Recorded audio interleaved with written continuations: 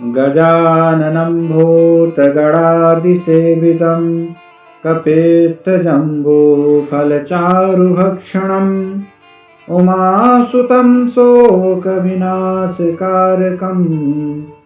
नमामि विघ्नेश्वरपादपङ्कजम्।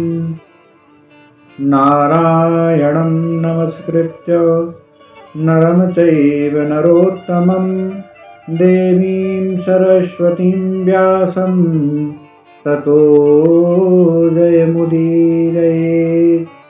परम मंगलमय परात्पर अकारण करुणा वरुणालय भक्त वांछा कल्पतरु तोड़िंदित पीतांबरधारी भगवान श्री बाल कृष्ण की वांग्मय प्रतिमूर्ति श्रीमद् भागवत महापुराण के प्रथम स्कंध में आज हम प्रवेश करने जा रहे हैं।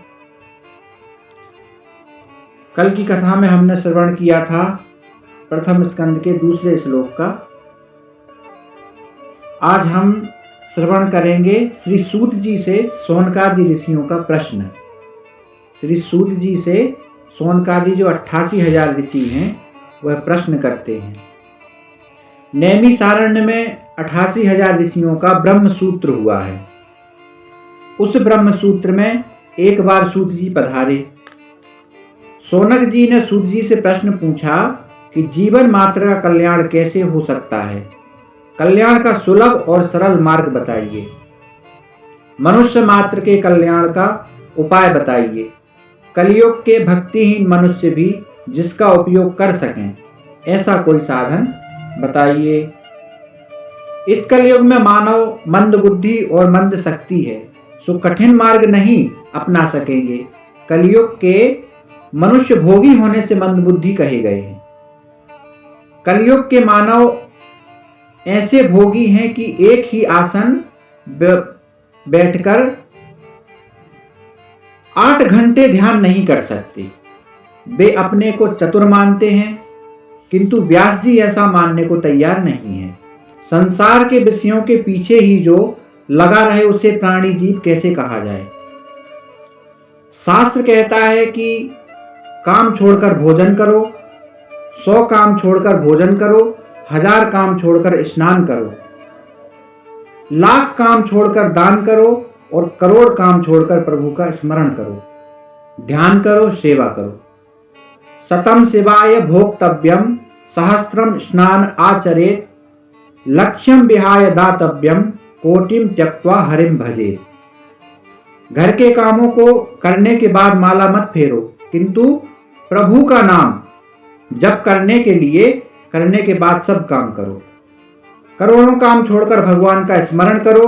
कलयुग के मनुष्य जो काम करना है उसे नहीं करते हैं और जिसे नहीं करना है वही पहले करते हैं। इसी से व्यास जी ने उन्हें मंद बुद्धि कहा है। विस्तार पूर्वक आप श्री कृष्ण कथा सुनाइए। कृष्ण कथा से तृप्ति नहीं होती, वैसे ही दर्शन से भी तृप्ति नहीं होती। द्वारका के कृष्ण का स्वरूप दिव्य है, श्रीनाथ जी का स्वरूप मनोहर है। दर्शन से तृप्ति नहीं होती। भगवान की मंगलमयी अवतार कथाओं का वर्णन करो। भगवान की लीला कथा सुनकर हम कभी तृप्त होते ही नहीं हैं। कलयुग में जब अधर्म बढ़ता है तब धर्म किसका आश्रय लेता है। प्रथम स्कंद का प्रथम अध्याय प्रश्न अध्याय कहलाता है।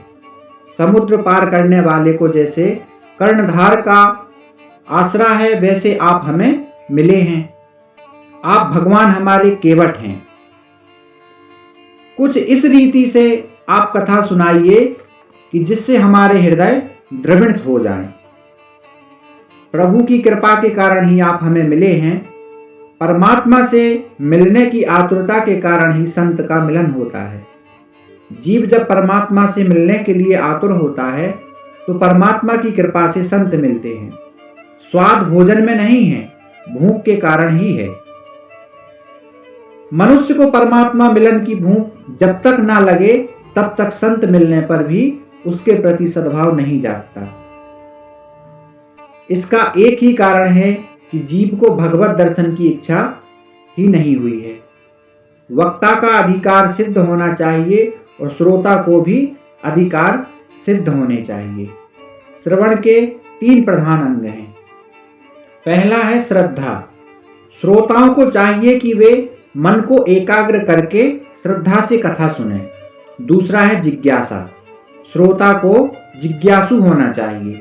जिज्ञासा के अभाव में मन एकाग्र नहीं होगा और कथा का कोई असर भी नहीं होगा। बहुत कुछ जानने की जिज्ञासा ना होगी तो कथा श्रवण से कोई विशेष लाभ ना होगा। तीसरा है निर्मत्सरता। श्रोता के मन में जगत के किसी भी जीव के प्रति मत्सर नहीं होना चाहिए। कथा में दीन और विनम्र होकर जाना चाहिए। पाप को छोड़कर भगवान से मिलने की तीव्र आतुरता की भावना से कथा श्रवण करोगे तो भगवान के दर्शन होंगे। प्रथम स्कंद में शिष्य का अधिकार वर्णित है। एक महात्मा रामायण की कथा सुना रहे थे।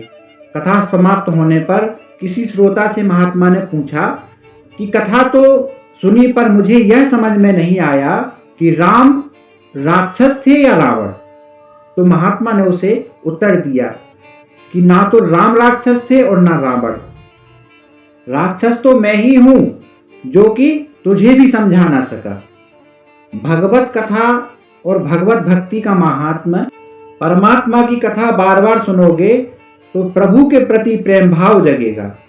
शौनक मुनि ने सूत जी से कहा, भागवत कथा हमें श्रद्धा है, हमको भागवत कथा में श्रद्धा है, आपके प्रति हमें आदर है।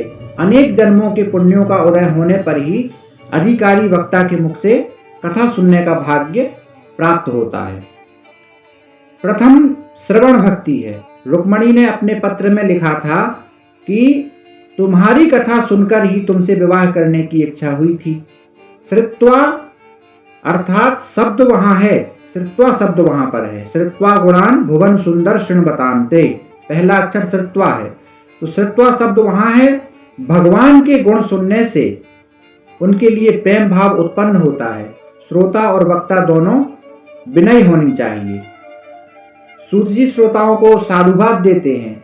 वे कहते हैं, कथा सुनकर तुम्हें जो करना चाहिए वह तो तुम करते हो। तुम शांति से सुनते हो तो मेरा मन भी भगवान में स्थिर होता है। तुम ज्ञानी हो, प्रभु प्रेम में पागल हो, परंतु मेरा कल्याण करने के लिए प्रश्न पूछते हो। कथा सुनकर तो मैं अपनी वाणी को पवित्र करूंगा। मम त्वेताम वाणी गुण कथन पुण्य न भवतः होमानी मीत्यर्थेस्मिन् पुनमनथ बुद्धिर व्यवस्थिता। शिव महिम्न स्तोत्र में पुष्पदंत ने भी कहा है कि शिव तत्व का वर्णन वैसे तो कौन कर सकता है, मैं तो अपनी वाणी को पवित्र करने चला हूं।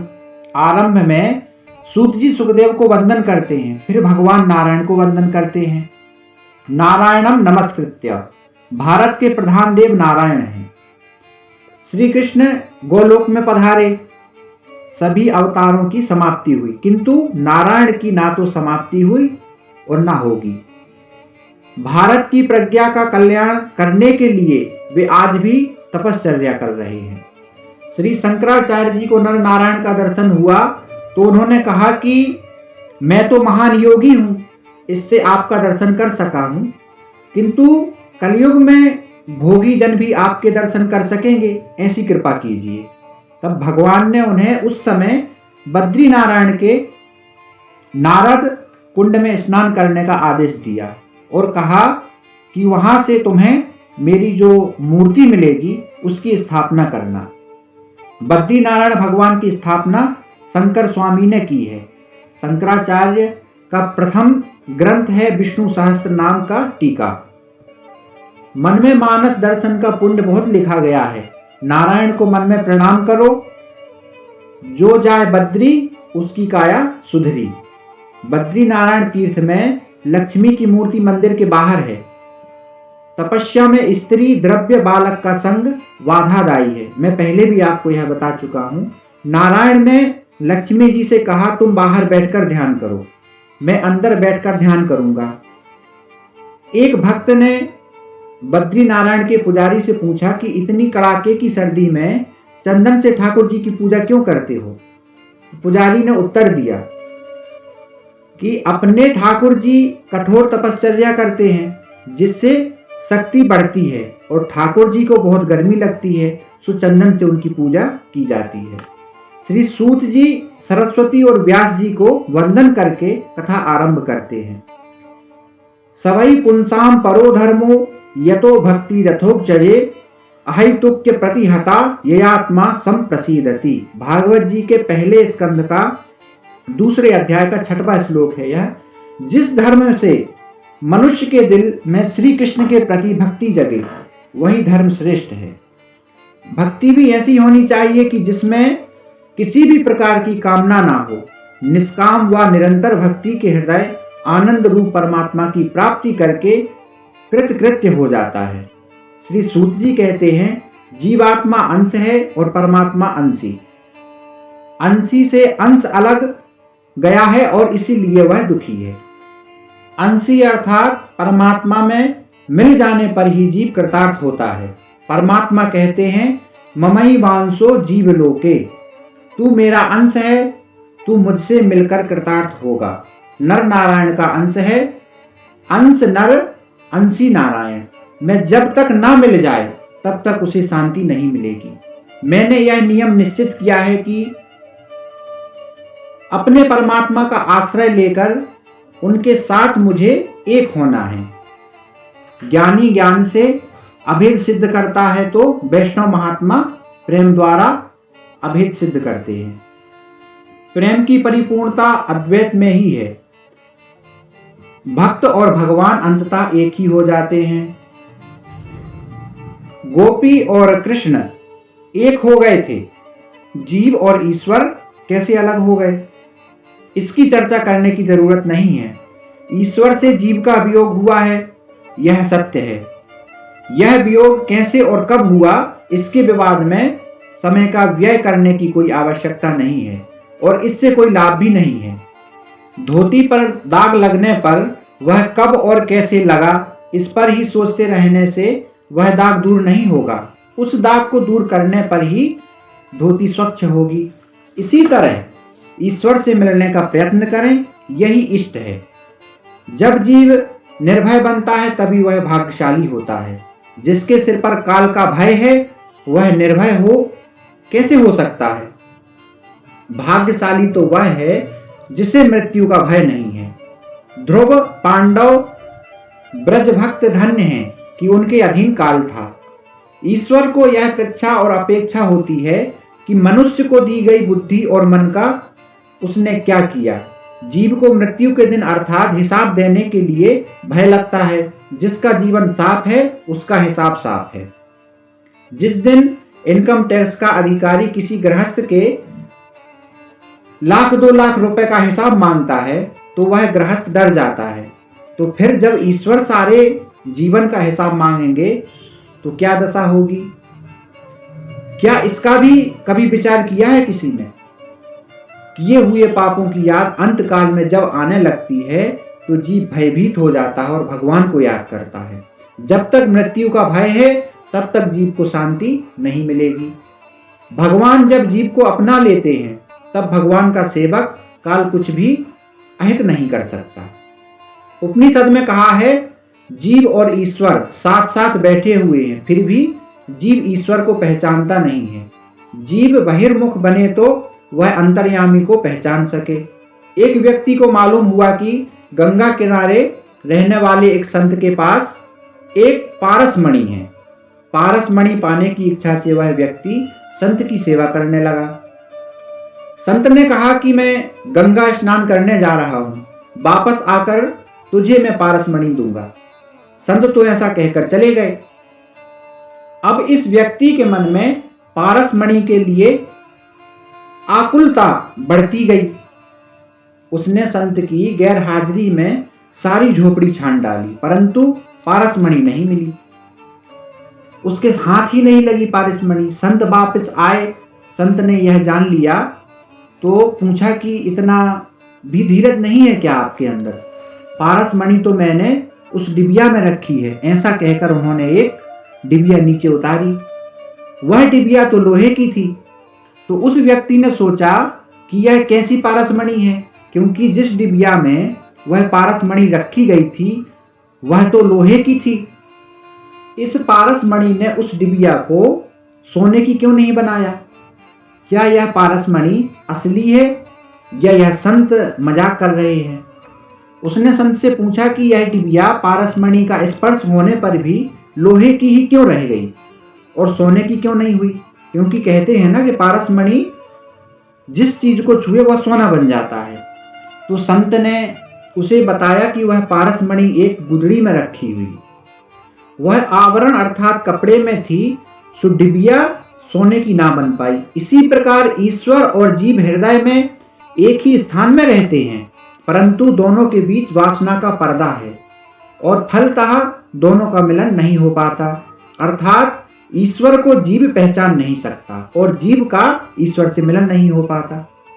जीवात्मा डिबिया है और ईश्वर पारसमणि, दोनों के बीच पर्दा है जिसे हटाना आवश्यक है। हम और ममता रूपी चिथड़ा दूर करना है। अहम का जो ममता रूपी चिथड़ा है यह हमको दूर करना है। साधना करने पर भी सिद्ध ना मिले तो साधना के प्रति साधक के मन में अपेक्षा भाव जागता है। जीव साधक है, सेवा स्मरण साधक है। श्री कृष्ण साध्य हैं, विष्णु भगवान की भक्ति करना पुरुषों का परम धर्म है। लोग मानते हैं कि भक्ति मार्ग बिल्कुल आसान है, सुबह भगवान की पूजा की बस हो गई छुट्टी, फिर वे सारा दिन भगवान को भुलाए रहते हैं। यह भक्ति नहीं है। 24 घंटे ईश्वर का स्मरण रहे, यही भक्ति है। भक्ति में आनंद है, किंतु मनुष्य केवल शरीर से भक्ति करता है, मन से नहीं। वाणी भगवान के नाम का उच्चारण ना करे तो वह सब व्यर्थ है। मन संसार के विषयों में रमता रहे और शरीर ठाकुर जी की सेवा करे तो वैसी सेवा में कोई आनंद नहीं रहेगा। सेवा में क्रिया मुख्य नहीं है, भाव ही प्रधान है। सब विषयों में से जब मन को हटाओगे तब सेवा में आनंद आएगा। सर्वेषाम अविरोधेन ब्रह्म कर्म समारभे। सेवा करने बैठो तो पहले भावना करो। सेवा करने पर भी भगवान के दर्शन ना हो सके तो दोष अपना ही है। सेवक को सेवा करने के बाद मेरा पाप गया, मेरा दुख गया, मेरा दारिद्र्य मिटा, मैं कृतार्थ हुआ, ऐसी भावना होनी चाहिए। सेवा करने पर ऐसी भावना नहीं हो तो सेवा पूजा से कोई आनंद नहीं होगा। संसार के विषयों को मन से हटाओ, जब तक नहीं हटाओगे तब तक सेवा में आनंद नहीं आएगा। यह सेवा भाव है। परमात्मा की सेवा तभी होगी जब संसार के विषयों का प्रेम कम होगा। परमात्मा से प्रेम करना है तो विषयों का प्रेम छोड़ना ही होगा। प्रेम गली अति सांकरी, तामे दो न समाए। प्रेम की सकरी गली में दो का निर्वाह नहीं होना चाहिए और न होगा। जगत का बंधन ना छोड़ोगे तब तक ब्रह्म संबंध नहीं हो सकता। संसार के विषयों का मोह धीरे धीरे छोड़ो। संसार को जोड़ के कहाँ जाओगे? संसार त्याग करने की आवश्यकता नहीं है, विषयों का मोह का छोड़ने का जरूरत है। व्रत में त्याग करने की आज्ञा है, वह हमेशा के लिए त्याग कीजिए। हमेशा का त्याग नहीं हो सकता, इसलिए व्रत विधि बताई गई है। धीरे धीरे संयम बढ़ाओगे, वैराग्य बढ़ाओगे तो ईश्वर सेवा में, ध्यान में अनूठा आनंद आएगा। एक समय एक चौबे जी मथुरा से गोकुल जाने को निकले। नौका में बैठकर यमुना जी को पार करना था। चौबे जी भांग के नशे में थे। वे नौका में बैठे और चप्पू चलाने लगे। अपने बाहुबल पर पूर्ण विश्वास होने से कहने लगे कि नाव अभी गोकुल पहुंच जाएगी। चौबे जी ने सारी रात नाव चलाई। सुबह हुई। चौबे जी सोचने लगे कि यह मथुरा जैसा कौन सा गांव आ गया। किसी से पूछा कि यह कौन सा गांव है, तो उत्तर मिला कि मथुरा है। वही विश्राम घाट और वही मथुरा। नशा उतरने पर चौबे जी को अपनी मूर्खता का भान हुआ। चौबे जी ने सारी रात नाव चलाई, किंतु नाव तो रस्सी के जरिए घाट से बंधी हुई थी। नशे के असर से वे नाव खोलना ही भूल गए थे और सारी रात नाव चलाने पर भी वहीं की वहीं रह गए। प्रेम से बोलिए राधे राधे।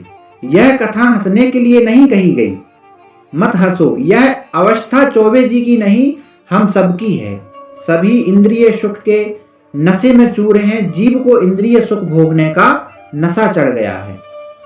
स्पर्श सुख का, संसार के विषय सुख का नशा चढ़ा हुआ है। धन के नशे में मनुष्य मंदिर जाता है। वह नशे में होने के कारण ठाकुर जी को सच्चे मन से चिंतन नहीं करता, अतः उसे भगवान के दर्शन का आनंद नहीं होता। दुनिया के विषय सुंदर नहीं है, केवल परमात्मा ही सुंदर है। वासना रूपी डोरी से विषय में बंधी हुई इंद्रियों को छुड़ाना है। वासना किसी को आगे बढ़ने नहीं देती। वासना की डोरी को नहीं तोड़ोगे तब तक आगे नहीं बढ़ सकोगे। वासना रूपी डोरी से इस जीव की गांठ संसार के साथ बंधी हुई है, उसे छोड़ना है। हृदय में कोई वासना नहीं रहेगी, तब भक्ति में आनंद आएगा। सर्वोत्तम वस्तु का भगवान को अर्पण करना ही भक्ति है। बिना वैराग्य की भक्ति रोती है। भोग भक्ति के बाधक हैं। संयम और सदाचार बढ़ाओगे तो भक्ति से आनंद मिलेगा। सुखी होना है तो संसार के विषयों के साथ ज्यादा प्रेम मत करो। घर में ही वैराग्य की साधना करो। बिना वैराग्य के ज्ञान और भक्ति की शोभा नहीं है। ज्ञान और वैराग्य सहित भक्ति बढ़े तो ईश्वर का साक्षात्कार होता है, ईश्वर से मिलन होता है। ज्ञान मार्ग में इंद्रियों का निरोध करना पड़ता है। भक्ति मार्ग में इंद्रियों को प्रभु मार्ग में ले जाना होता है। सुगंध लेने की इच्छा हो तो ठाकुर जी को फूल अर्पण करने के बाद उसकी सुवास लो, उसकी सुगंध लो। ब्रह्म संबंध को सतत बनाए रखने से ही जीवात्मा का कल्याण होता है। वेद भी उस वासुदेव भगवान का वर्णन करते हैं। उत्तम उत्तम तत्व अद्वैत तत्व है, जिसे श्री कृष्ण भगवान कहते हैं। अलौकिक व्यवहार के ज्ञान में द्वैत है, ईश्वर के स्वरूप संबंधी ज्ञान में अद्वैत है। व्यवहार के स्वरूप का ज्ञान द्वैत भाव से भरा हुआ है। व्यवहारिक ज्ञान में ज्ञाता और ज्ञेय भिन्न भिन्न है। परमात्मा का ज्ञान होने पर ज्ञाता और ज्ञेय एक बनते हैं। सेवा स्मरण करने से तन्मयता होती है। ईश्वर का अपरोक्ष साक्षात्कार होता है, जिससे वह जीव ईश्वर से मिल जाता है। इसके बाद वह यह नहीं कह सकता कि मैं ईश्वर को जानता हूँ।